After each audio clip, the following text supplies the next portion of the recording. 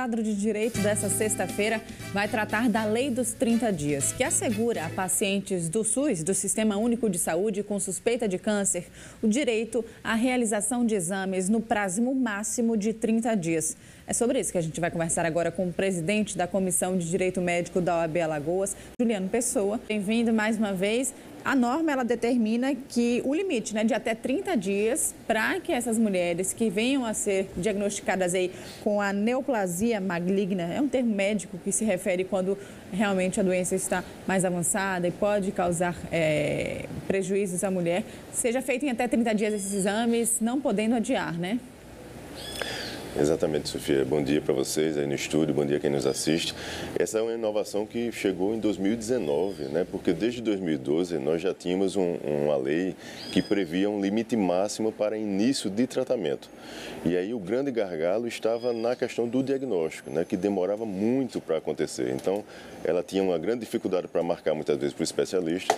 Conseguia marcar, o especialista solicitava os exames, ela passava mais um bom tempo para conseguir realizar os exames, receber os resultados e depois retornar a esse especialista novamente, para que só nesse momento ele pudesse fechar o diagnóstico. Então, ou seja, o lapso de tempo era muito longo e essas pessoas, naturalmente, essas mulheres correm contra o tempo quando recebem esse tipo de diagnóstico. Então, a legislação veio em boa hora e ela prevê que, caso o profissional médico, ao se deparar com aquela paciente, a principal hipótese de diagnóstico dele for a neoplasia maligna, ou seja, o câncer, ele tem que encaminhar essa paciente para fazer todo e qualquer tipo de exame para que ele possa elucidar aquele caso e fechar o diagnóstico, no caso concreto dela, para encaminhá-la para o tratamento logo em seguida.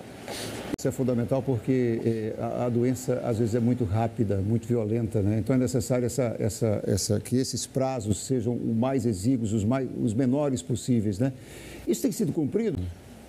Olha só, João, a gente precisa que a sociedade, as pacientes, juntamente com as instituições que assistem essas pacientes, se mobilizem e fiquem em cima do poder público, cobrando que a legislação seja cumprida. O texto de lei está lá, a legislação está posta, o direito está posto. Agora, a sociedade, as pacientes precisam se mobilizar e cobrar do poder público, Não só do poder público, como também das instituições que amparam essas pessoas para poder se mobilizarem de forma ampla e cobrar do SUS, do Sistema Único de Saúde, porque a gente sabe que, como você bem destacou aí, esse tempo que ela leva para poder fechar o diagnóstico, isso contará muito, até certo ponto, negativamente, no tratamento que virá lá na frente. Então, se o Estado cumprir a lei, o que é que ela terá?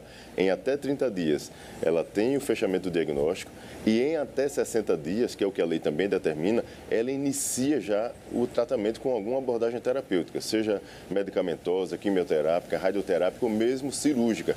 Então, a gente vai ter aí um tempo de 90 dias entre suspeita, confirmação do diagnóstico e início de tratamento. Isso é o ideal de acontecer na prática e as pessoas precisam cobrar efetivamente do poder público que isso seja cumprido na prática. Com certeza, porque quanto mais tarde esse diagnóstico é feito, quanto mais tarde esse tratamento é iniciado, mais consequências essa paciente vai ter, relacionada aí ao câncer, infelizmente.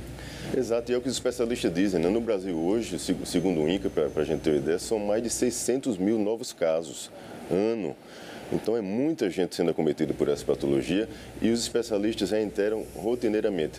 Quanto mais precocemente ela for diagnosticada e iniciado o tratamento dessa paciente, melhores são os resultados, especialmente se tratando do câncer de mama, que tem um índice de cura altíssimo muitas vezes. Então, ou seja, quanto mais precoce, mais o médico consegue intervir naquele caso concreto da paciente e fazer com que ela não só tenha uma qualidade de vida, uma sobrevida, como ela muitas vezes consiga a cura efetivamente no caso concreto dela. Então, é muito importante realmente que isso seja cumprido e as pessoas precisam sim cobrar do poder público a efetividade da lei na prática. Muitas vezes o argumento de não fazer valer essa lei é o orçamento, Isso acontece, não acontece? Acontece, João, mas veja, esse é um dever constitucional do Estado, O Estado não pode ficar se utilizando desse tipo de argumento para não assistir as pessoas.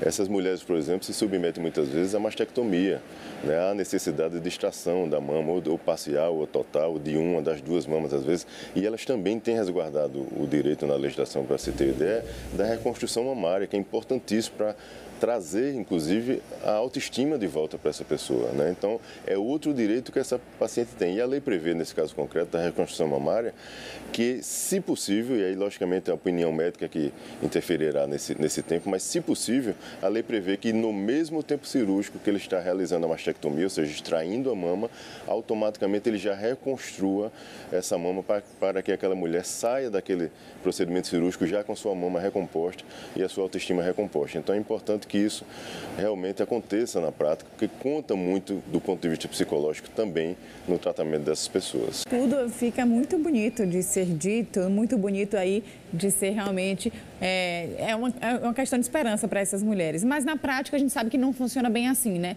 Para essas mulheres poderem ter acesso a esse sistema, poderem ter acesso a essas cirurgias, a esse tratamento adequado, é preciso que o Sistema Único de Saúde forneça isso, mas de forma digna. E nem sempre isso acontece. Quando não acontece, qual é a situação? Elas podem entrar no judiciário? É isso aí, Sofia. Infelizmente, esse muitas vezes é o caminho de algumas pacientes, né? É importante que ela, inicialmente, é bom que a gente deixe claro, busque sim a via administrativa, ou seja, ela busque as instituições, busque as ouvidorias, busque a Secretaria de Saúde no sentido de fazer valer aquele direito. Se ela tiver negativa, se ela encontrar obstáculos, aí, infelizmente, é importante realmente que ela busque um profissional da área jurídica para assessorá-la e buscar o Poder Judiciário para que se cobre do Estado que cumpra a legislação, porque a legislação está lá posta e, detalhe, não é uma questão de escolha da paciente, é uma necessidade de saúde. Então é muito importante que as pessoas realmente façam isso e as instituições, são muitas instituições hoje que assistem essas pacientes, precisam realmente se mobilizar, porque a gente sabe que na prática existe uma grande dificuldade ainda de concretização desses direitos efetivos ali na ponta para a paciente.